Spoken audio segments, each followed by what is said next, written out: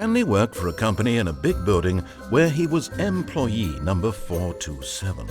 Employee number 427's job was simple. He sat at his desk in room 427 and he pushed buttons on a keyboard. Orders came to him through a monitor on his desk, telling him what buttons to push, how long to push them, and in what order. This is what employee 427 did every day of every month of every year. And although others might have considered it soul-rending, Stanley relished every moment that the orders came in, as though he had been made exactly for this job. And Stanley was happy. And then one day, something very peculiar happened. Something that would forever change Stanley. Something he would never quite forget. He had been at his desk for nearly an hour when he realized that not one single order had arrived on the monitor for him to follow. No one had showed up to give him instructions, call a meeting, or even say hi. Never in all his years at the company had this happened, this complete isolation. Something was very clearly wrong. Shocked, frozen solid, Stanley found himself unable to move for the longest time. But as he came to his wits and regained his senses, he got up from his desk and stepped out of his office. All of his co-workers were gone. What could it mean? Stanley decided to go to the meeting room. Perhaps he had simply missed a memo.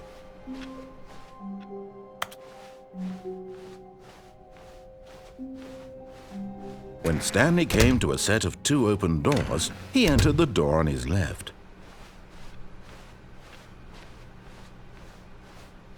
Yet there was not a single person here either. Feeling a wave of disbelief, Stanley decided to go up to his boss's office. Hoping he might coming to a staircase, Stanley walked upstairs to his boss's office.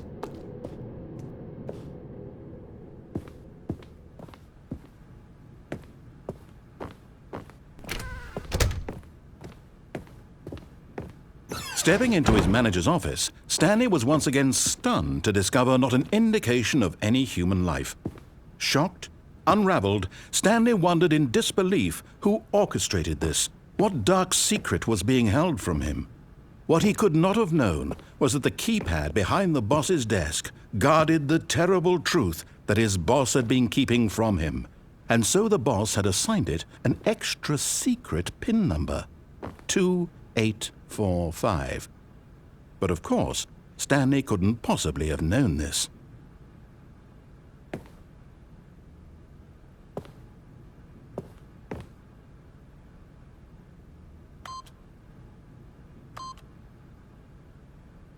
Stanley just sat around twiddling his thumb. Yet incredibly, by simply pushing random buttons on the keypad, Stanley happened to input the correct code by sheer luck. Amazing. He stepped into the newly opened passageway.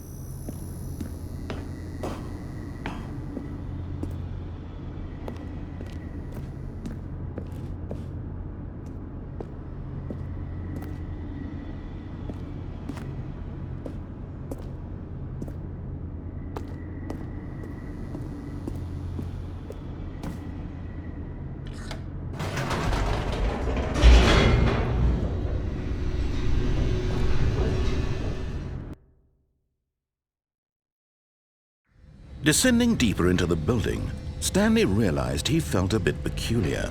It was a stirring of emotion in his chest, as though he felt more free to think for himself, to question the nature of his job. Why did he feel this now, when for years it had never occurred to him?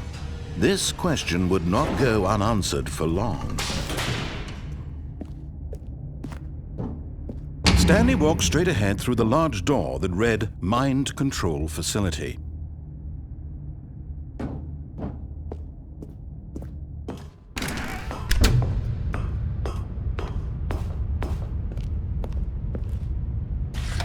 The lights rose on an enormous room packed with television screens. What horrible secret did this place hold? Stanley thought to himself. Did he have the strength to find out?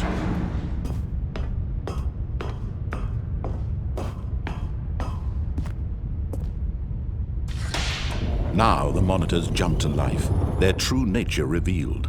Each bore the number of an employee in the building, Stanley's co-workers. The lives of so many individuals reduced to images on a screen, and Stanley, one of them, eternally monitored in this place where freedom meant nothing.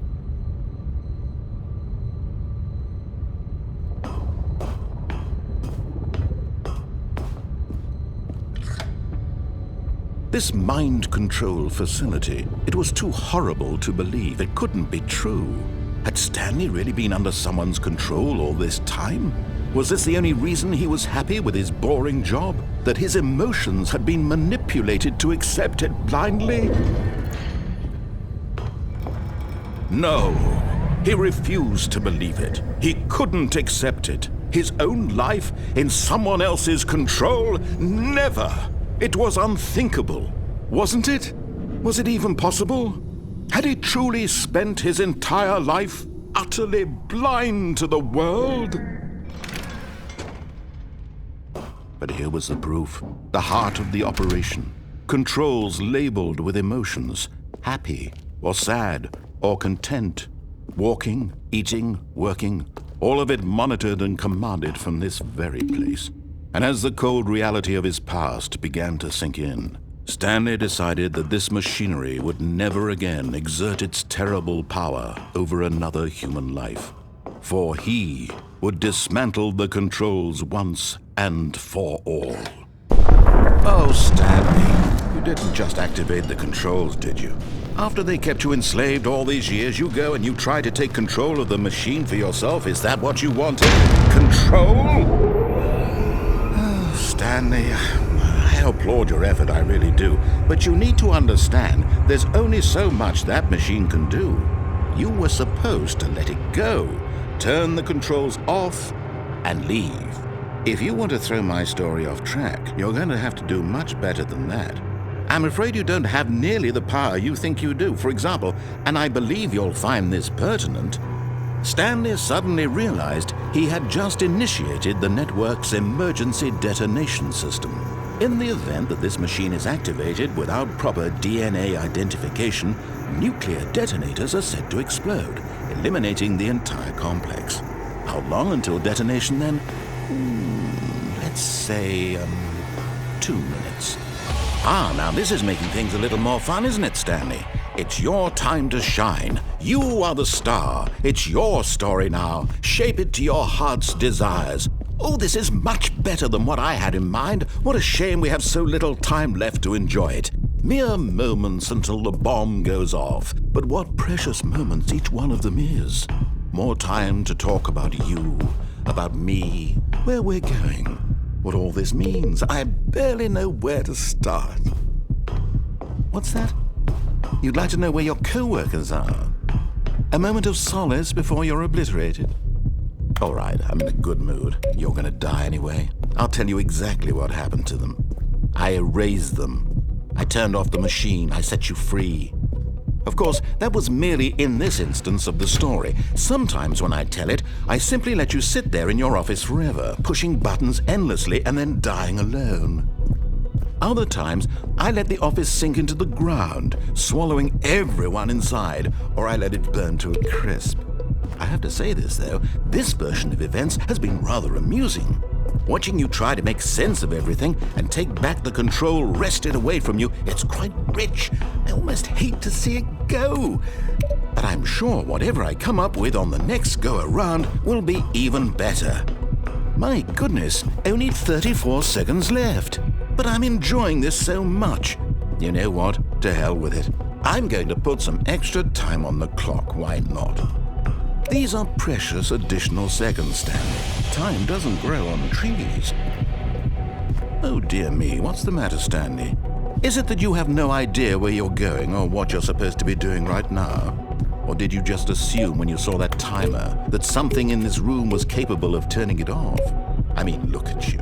Running from button to button, screen to screen, clicking on every little thing in this room. These numbered buttons, no, these colored ones, or maybe this big red button, or this door. Everything, anything, something here will save me. Why would you think that, Stanley? That this video game can be beaten? Won? Solved? Do you have any idea what your purpose in this place is? Stanley, you're in for quite a disappointment. But here's a spoiler for you. That timer isn't a catalyst to keep the action moving along. It's just seconds ticking away to your death. You're only still playing instead of watching a cutscene because I want to watch you for every moment that you're powerless, to see you made humble. This is not a challenge, it's a tragedy. You wanted to control this world, that's fine. But I'm going to destroy it first, so you can't. Take a look at the clock, Stanley. That's 30 seconds you have left to struggle. 30 seconds until a big boom and then nothing. No ending here, just you being blown to pieces. Will you cling desperately to your frail life, or will you let it go peacefully? Another choice. Make it count, or don't. It's all the same to me, all a part of the joke. And believe me, I will be laughing at every second of your inevitable life from the moment we fade in until the moment I say, happily ever after.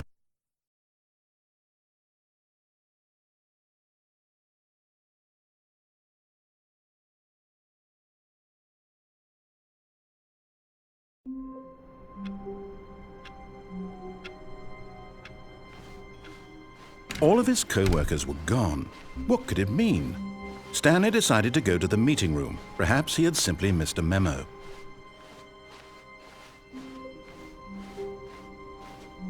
When Stanley came to a set of 2 open doors, he entered the door. This was not the correct way to the meeting room, and Stanley knew it perfectly well. Perhaps he wanted to stop by the employee lounge first, just to admire it. Ah, yes, truly a room worth admiring. But eager to get back to business, Stanley took the first open door on his left. Stanley was so bad at following directions, it's incredible he wasn't fired years ago. Look, Stanley, I think perhaps we've gotten off on the wrong foot here. I'm not your enemy, really, I'm not. I realize that investing your trust in someone else can be difficult, but the fact is that the story has been about nothing but you all this time. There's someone you've been neglecting, Stanley. Someone you've forgotten about. Please, stop trying to make every decision by yourself. Now, I'm not asking for me, I'm asking, this is it, Stanley.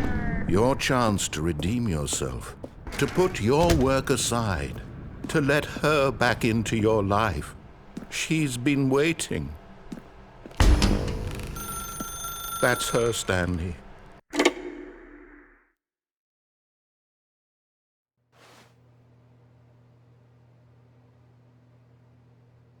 Oh, Stanley, is that you? Hold on, sweetie. Sorry to keep you waiting. I'm just pulling the bread out of the oven. All right. Okay, there we go. All right, now, I want you to come in and tell me all about your day. Gotcha! Oh, come on.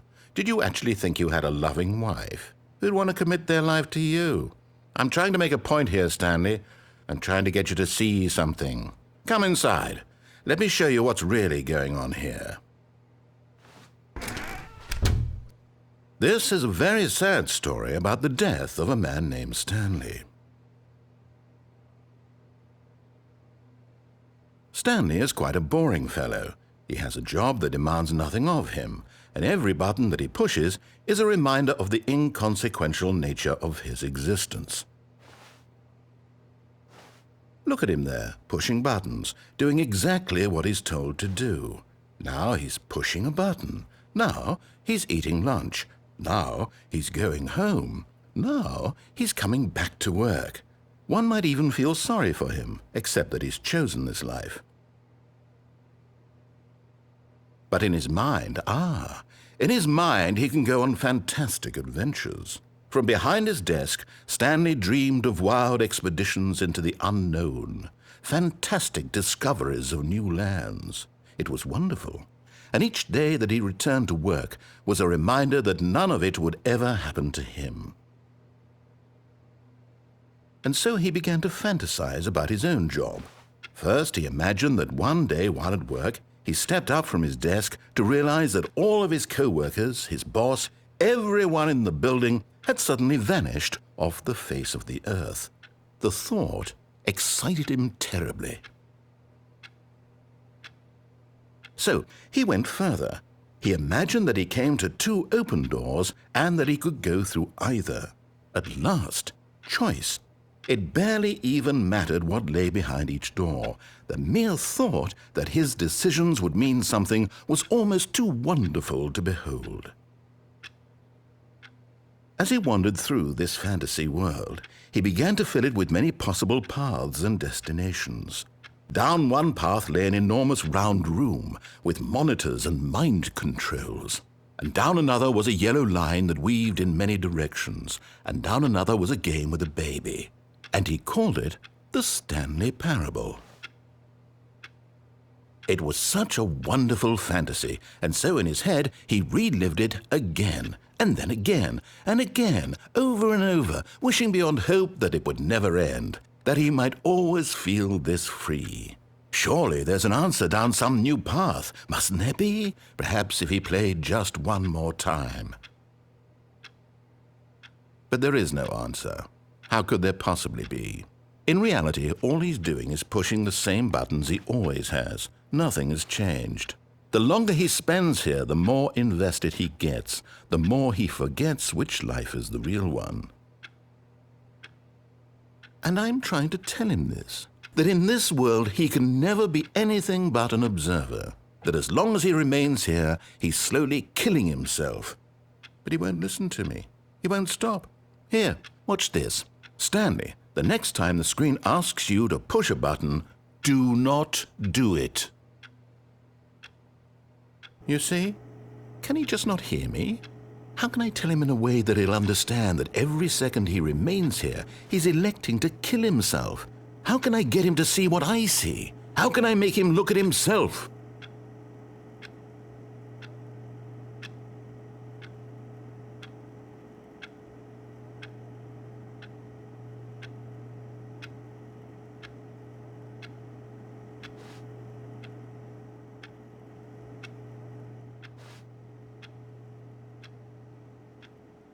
I suppose I can't, not in the way I want him to. But I don't make the rules. I simply play to my intended purpose, the same as Stanley. We're not so different, I suppose. I'll try once more to convey all this to him. I'm compelled to. I must. Perhaps, well, maybe this time he'll see. Maybe this time. And I tried again, and Stanley pushed a button. And I tried again, and Stanley pushed a button. And I tried.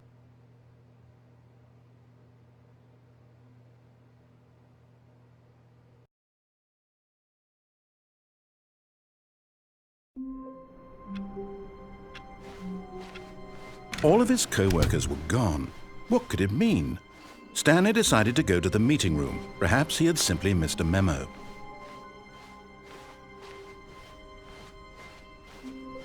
When Stanley came to a set of 2 open doors, he entered the door on his left.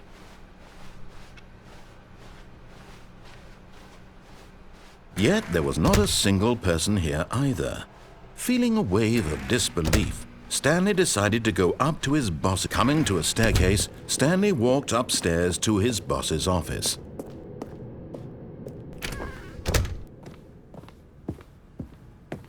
Stepping into his manager's office, Stanley was once again stunned to discover not an indication of any human life. What could it mean? Stanley wondered aloud to nobody. He began wildly tearing through papers on the boss's desk, pulling books off the shelf, looking behind paintings, desperate for clues to his situation. But his attention was caught by a keypad behind the boss's desk. What could its purpose be?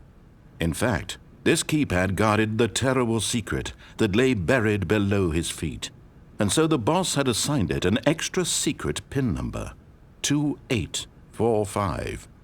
But of course, Stanley couldn't possibly have known this. Yet incredibly, by simply pushing random buttons on the keypad, Stanley happened to input the correct code by sheer luck. Amazing. He stepped into the newly opened passageway.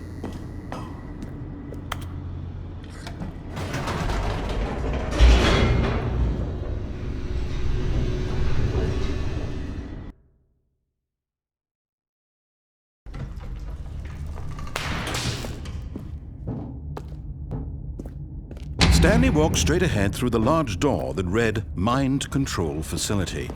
Although this passageway had the word Escape written on it, the truth was that at the end of this hall, Stanley would meet his violent death. The door behind him was not shut. Stanley still had every opportunity to turn around and get back on track. At this point, Stanley was making a conscious, concerted effort to walk forward and willingly confront his death.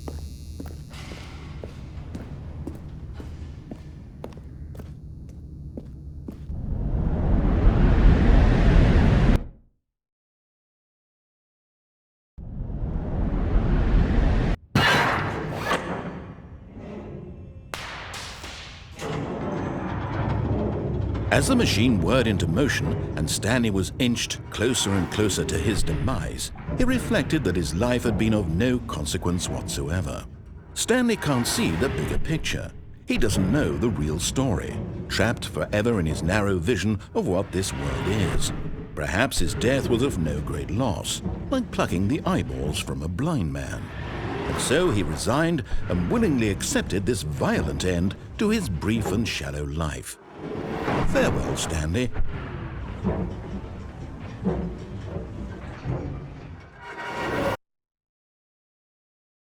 "Farewell, Stanley," cried the narrator, as Stanley was led helplessly into the enormous metal jaws. In a single visceral instant, Stanley was obliterated as the machine crushed every bone in his body, killing him instantly.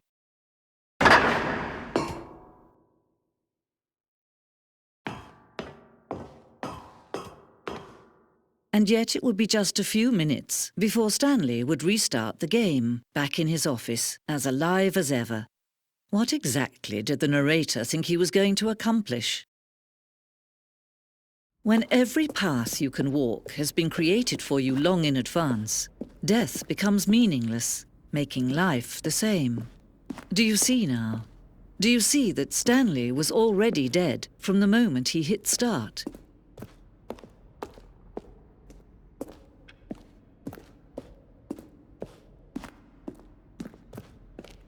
Next hour trying to solve it. Here, I'm just going to make this easy on you. Now then, this elevator for sure will get him right back on track to where he was supposed to be in the story. Stanley stood on the roof.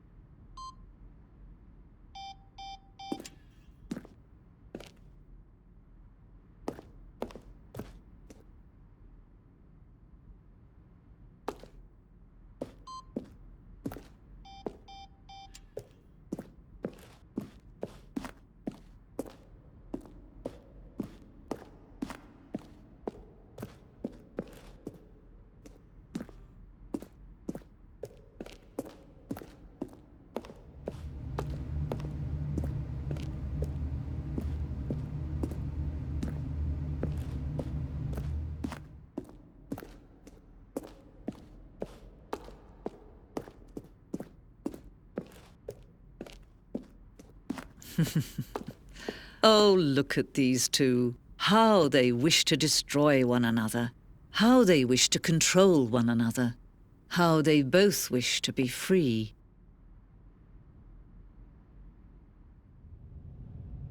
Can you see? Can you see how much they need one another?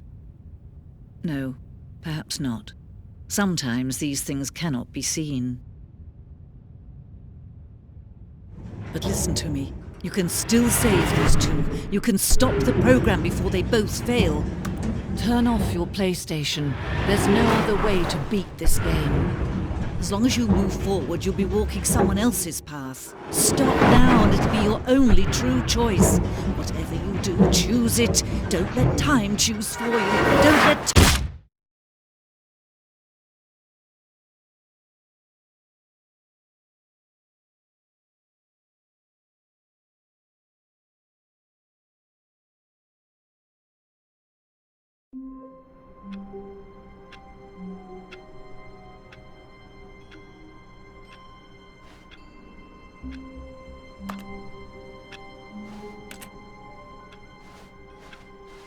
All of his co-workers were gone.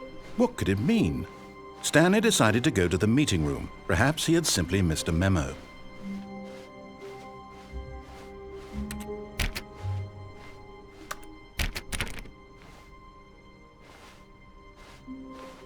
When Stanley came to a set of 2 open doors, he entered the door on his left.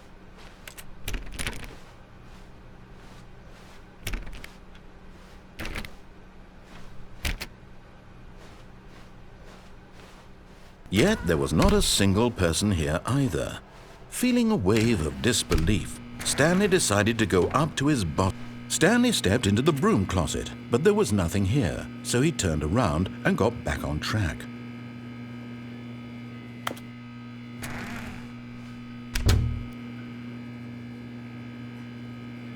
There was nothing here.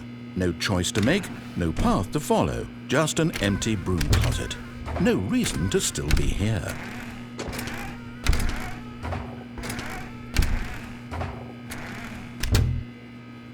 It was baffling that Stanley was still just sitting in the broom closet. He wasn't even doing anything. At least if there was something to interact with, he'd be justified in some way. As it is, he's literally just standing there doing sweet FA.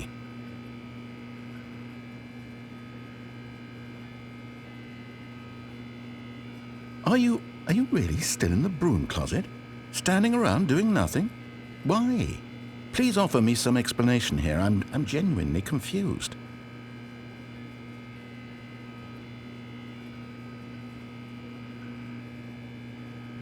You do realize there's no choice or anything in here, right? If I'd said Stanley walked past the broom closet, at least you would have had a reason for exploring it to find out. But it didn't even occur to me because literally this closet is of absolutely no significance to the story whatsoever. I never would have thought to mention it.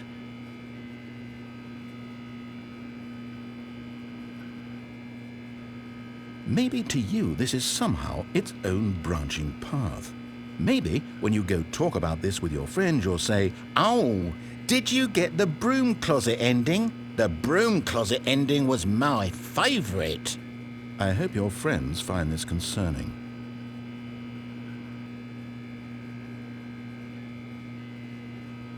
Stanley was fat and ugly and really stupid. He probably only got the job because of a family connection. That's how stupid he is. That or with drug money. Also, Stanley is addicted to drugs and hookers.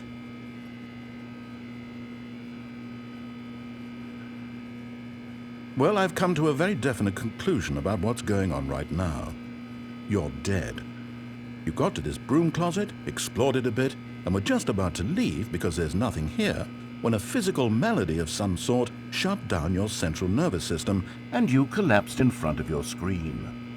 Well, in a situation like this, the responsible thing is to alert someone nearby so as to ensure that your body is taken care of before it begins to decompose. Hello? Anyone who happens to be nearby? The person at this computer is dead. They have fallen prey to any number of your countless human physiological vulnerabilities. It's indicative of the long-term sustainability of your species. Please remove their corpse from the area and instruct another human to take their place, making sure they understand basic first-person video game mechanics and filling them in on the history of narrative tropes in video gaming, so that the irony and insightful commentary of this game is not lost on them. All right, when you've done that, just step out into the hallway.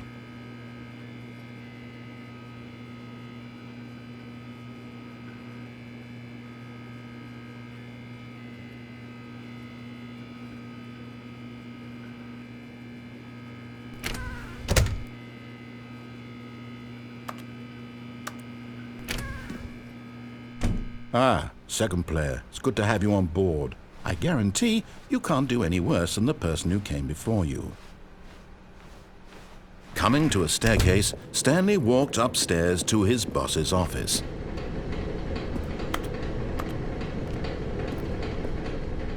But Stanley just couldn't do it. He considered the possibility of facing his boss, admitting he had left his post during work hours. He might be fired for that. And in such a competitive economy, why had he taken that risk? All because he believed everyone had vanished? His boss would think he was crazy. And then something occurred to Stanley. Maybe, he thought to himself, maybe I am crazy. All of my co-workers blinking mysteriously out of existence in a single moment for no reason at all? None of it made any logical sense. And as Stanley pondered this, he began to make other strange observations. For example, why couldn't he see his feet when he looked down? Why did doors close automatically behind him wherever he went? And for that matter, these rooms were starting to look pretty familiar. Were they simply repeating? No, Stanley said to himself, this is all too strange. This can't be real. And at last, he came to the conclusion that had been on the tip of his tongue. He just hadn't found the words for it. "I'm dreaming!" he yelled. "This is all a dream." Oh, what a relief Stanley felt to have finally found an answer, an explanation. His co-workers weren't actually gone. He wasn't going to lose his job. He wasn't crazy after all. And he thought to himself, I suppose I'll wake up soon. I'll have to go back to my boring real-life job pushing buttons. I may as well enjoy this while I'm still lucid. So he imagined himself flying and began to gently float above the ground. Then he imagined himself soaring through space on a magical starfield, and it too appeared. It was so much fun, and Stanley marveled that he had still not woken up. How was he remaining so lucid? And then perhaps the strangest question of them all entered Stanley's head. One he was amazed he hadn't asked himself sooner. Why is there a voice in my head dictating everything that I'm doing and thinking? Now the voice was describing itself being considered by Stanley, who found it particularly strange. I'm dreaming about a voice describing me, thinking about how it's describing my thoughts, he thought. And while he thought it all very odd and wondered if this voice spoke to all people in their dreams, the truth was that, of course, this was not a dream. How could it be? Was Stanley simply deceiving himself, believing that if he's asleep, he doesn't have to take responsibility for himself? Stanley is as awake right now as he's ever been in his life. Now, hearing the voice speak these words was quite a shock to Stanley. After all, he knew for certain, beyond a doubt, that this was in fact a dream. Did the voice not see him float and make the magical stars just a moment ago? How else would the voice explain all that? This voice was a part of himself too. Surely, if he could just... He would prove it. He would prove that he was in control, that this was a dream. So he closed his eyes gently, and he invited himself to wake up. He felt the cool weight of the blanket on his skin, the press of the mattress on his back, the fresh air of a world outside this one. Let me wake up, he thought to himself. I'm through with this dream. I wish it to be over. Let me go back to my job. Let me continue pushing the buttons. Please, it's all I want. I want my apartment and my wife and my job. All I want is my life exactly the way it's always been. My life is normal. I am normal. Everything will be fine. I am okay.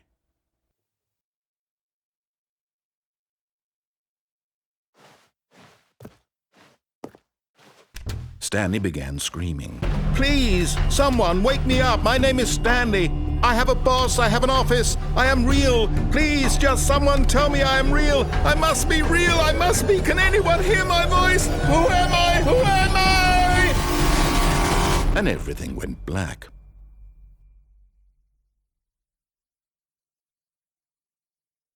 This is the story of a woman named Mariella. Mariella woke up on a day like any other. She arose, got dressed, gathered her belongings, and walked to her place of work. But on this particular day, her walk was interrupted by the body of a man who had stumbled through town talking and screaming to himself, and then collapsed dead on the sidewalk.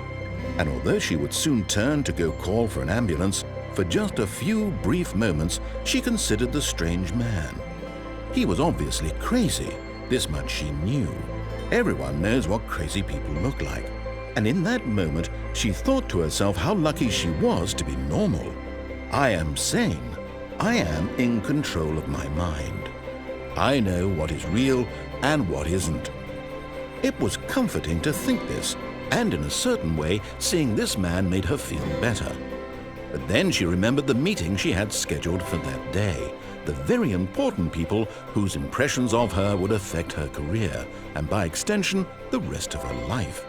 She had no time for this, so it was only a moment that she stood there, staring down at the body. And then she turned and ran.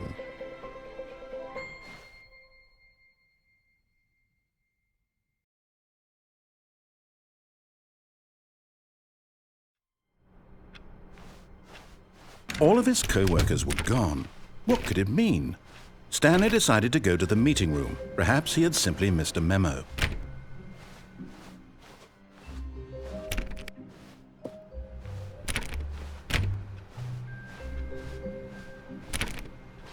Stanley clicked on literally every single door in the office because he doesn't pick up well on cues from his environment.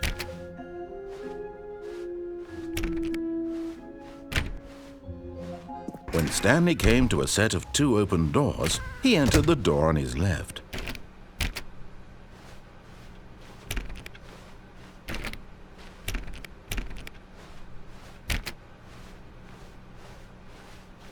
Yet there was not a single person here either. Feeling a wave of disbelief, Stanley decided to go up to his boss's office, hoping he might find an answer there. Coming to a staircase, Stanley walked upstairs to his boss's office.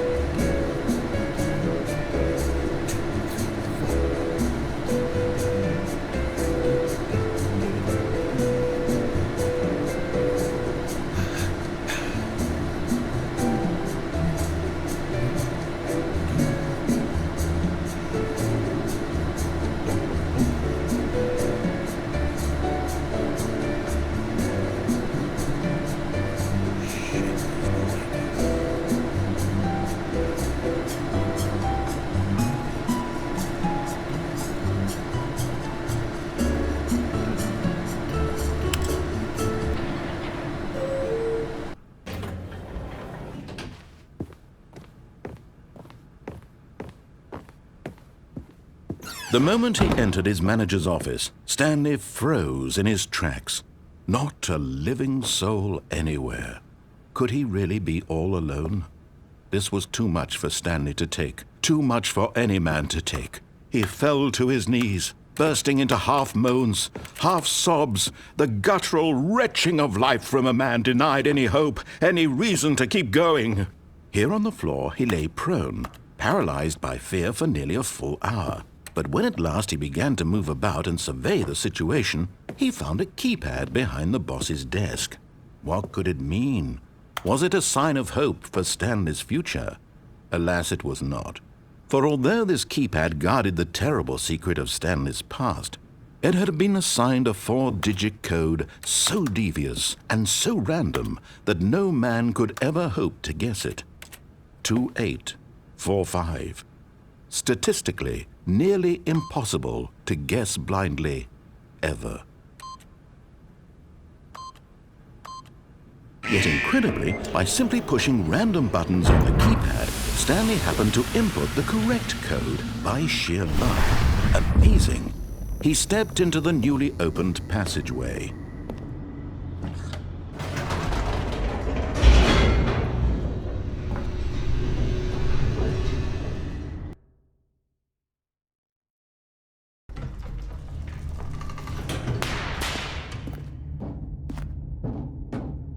Stanley walked straight ahead through the large door that read Mind Control Facility.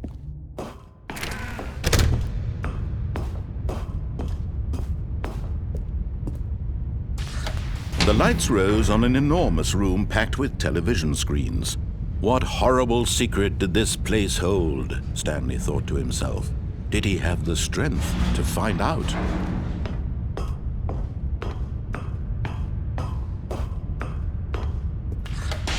Now the monitors jumped to life, their true nature revealed. Each bore the number of an employee in the building, Stanley's co-workers. The lives of so many individuals reduced to images on a screen, and Stanley, one of them, eternally monitored in this place where freedom meant nothing.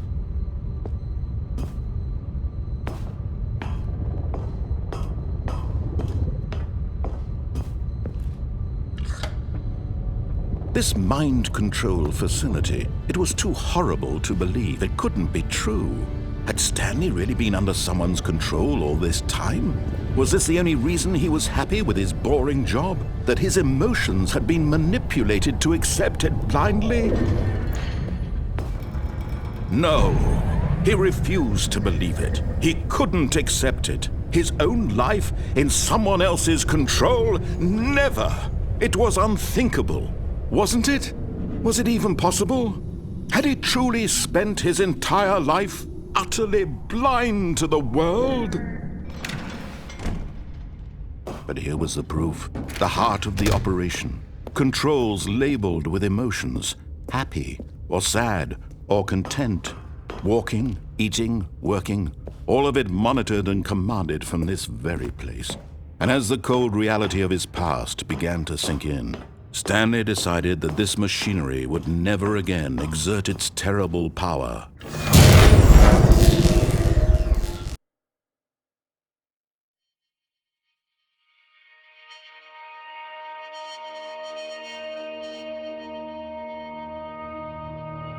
Blackness and a rising chill of uncertainty. Was it over?